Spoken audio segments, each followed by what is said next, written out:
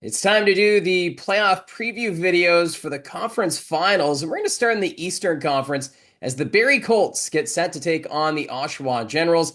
The Colts, they finished in the number 2 seed, and Oshawa, the number 4. So the Colts, they do have home ice advantage for this series, and these two teams have played each other quite intensely during the regular season, and even thinking back to the preseason when the Oshawa Generals came to the Sadlin Arena, for a preseason game, it was pretty physical and quite the battle. And of course, that does stem from last year when these two teams met in the first round of the playoffs. You'll remember that Oshawa, they had the number 1 seed, Barrie, the number 8, and the Colts, they gave Oshawa everything they could handle, forcing that to a 6-game decision for Oshawa. And since that meeting, there's been a bit of a rivalry that's developed between these two clubs. So let's break down the Eastern Conference Final preview. And when you look at the regular season numbers, obviously it doesn't mean much now that we're in the third round of the playoffs. But going back to the regular season, the Barrie Colts had the advantage. They had a record of 3-0-1.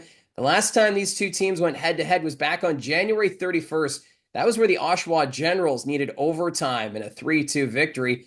And these two teams haven't seen each other since. So just one meeting after the OHL trade deadline. I think back to the New Year's Eve game between the Colts and the Generals as being one of the more intense games of the regular season, and cannot wait to see these two teams battle it out once again once the series gets underway on Friday. But when you look at who had the most points for each team in the 4 meetings they had during the regular season, Riley Patterson led the way, 3 goals, 5 assists, 8 points in the 4 meetings, while Luca Morelli, 2 goals, 4 assists, 6 points in the 4 meetings between the Colts and the Generals during the regular season.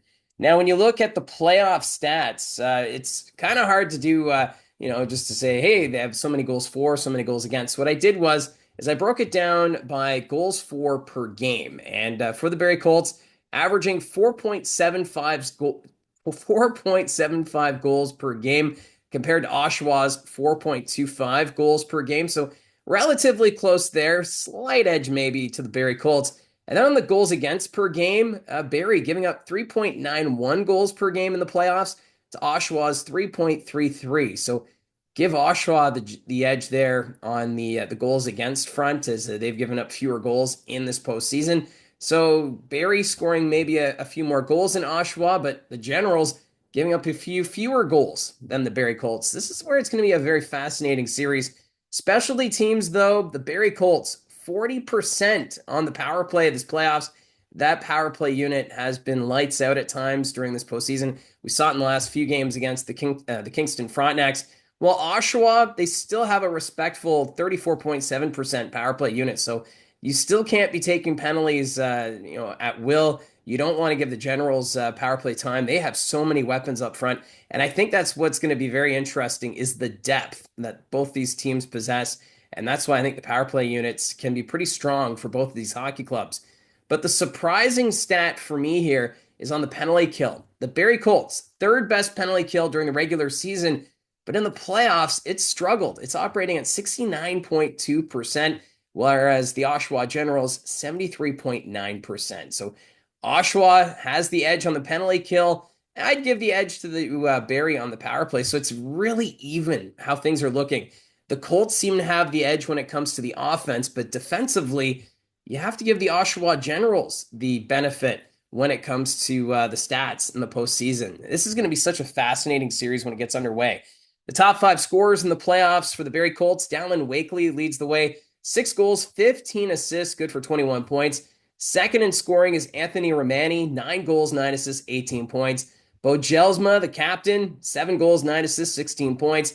Tristan Bertucci, 4th in team scoring. He has 4 goals, 12 assists, 16 points in the playoffs. And then Owen Van Steensel, 5th in team scoring, 6 goals, 9 assists, 15 points. And it is of note that Wakely, Romani, and Van Steensel, they make up that North Bay line and well represented on the score sheets more often than not for the Barrie Colts. And for Anthony Romani, points in every playoff game so far this 2025 postseason. And what's also remarkable is how those 3 players are now playing in their 4th consecutive Eastern Conference Final. They appeared in 3 conference finals with the North Bay Battalion and now 1 with the Barrie Colts. And remember, these 3 played the Oshawa Generals last year in the Eastern Conference Final. So There's a lot of storylines going into this series. It's like I said, this is going to be a very fascinating matchup between the Barrie Colts and the Oshawa Generals. And in net, both Sam Hillebrand and Ben Hrebeck have had some playing time and some starts.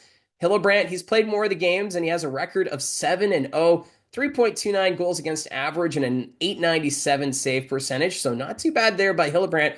Although remember, he suffered an injury in Game 6 where Cole Baudouin delivered a cross check and Gage Hayes collided into Hillebrand. He finished the first period but then left the hockey game. We noticed a few times that there was some contact made between the Frontenac's players and Sam Hillebrand. So we'll see how he does. He'll likely take a few days here to rest before game one gets underway on Friday, but that's an area to watch, the health of Sam Hillebrand. But Ben Hrebeck, he's more than capable as well. Although his record in the playoffs, 1-3-1, and he has a 4.00 goals against and an 895 save percentage. So the save percentage between Hillebrand and Hrebeck, pretty close. And we did see that as well during the regular season as the Barrie Colts have a 1A, 1B situation. They can go with either goaltender, but Hillebrand has played in more playoff games and has that experience. So likely Hillebrand gets the start in game number one, but with Marty Williamson, of course, probably not going to reveal that until they release the lineup sheet before game one Friday night at Saddlein Arena. Now, looking at the top five scorers for the Oshawa Generals, their big pickup early in the regular season, Colby Barlow. Oh boy, he has been playing some great hockey this postseason. 9 goals, 12 assists, 21 points. Luca Morelli, second in team scoring, 4 goals, 16 assists, 20 points. And then you have Owen Griffin. What a story he has been in the playoffs for the Oshawa Generals. Right now, third in team scoring with 11 goals, 8 assists, 19 points. Griffin has been so much fun to watch with this Generals team, and he'll be a handful for the Barrie Colts when this series gets underway. Fourth in team scoring, Beckett Seneca, 8 goals, 7 assists, 15 points. And then Callum Ritchie, fifth in scoring, 4 goals, 11 assists, 15 points. A little surprised that Callum Ritchie only has 4 goals in the playoffs so far, but he's one player that the Colts will want to keep an eye on. It'll be really fascinating to see how the Barrie Colts do the line matching when it comes to the depth of the Oshawa Generals and vice versa, because the Barrie Colts, they also have the depth to play as well. So it's a little surprised seeing Seneca and Ritchie fourth and fifth in team scoring, but still, Morelli and Griffin have been amazing this playoffs. And when you look at the goaltending for Oshawa, no surprise. Jacob Oster has appeared in every game so far this playoffs.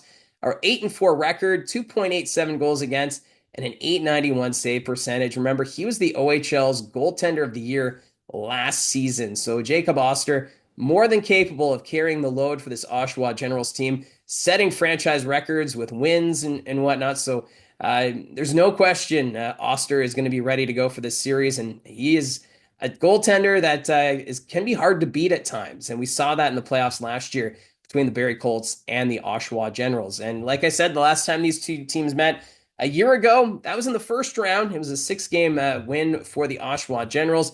And for the Oshawa Generals, this is now back-to-back seasons where they've made it to the Eastern Conference Final. And for the Barrie Colts, this is their first time back in the Eastern Conference Final since 2016, and that's when they were swept by the Niagara Ice Dogs. So a long time coming. It's been 9 years since we last saw the Barrie Colts compete for the Eastern Conference Championship, and it all gets underway Friday for game one, and then game two will be on Sunday. And these are odd home dates for the Barrie Colts.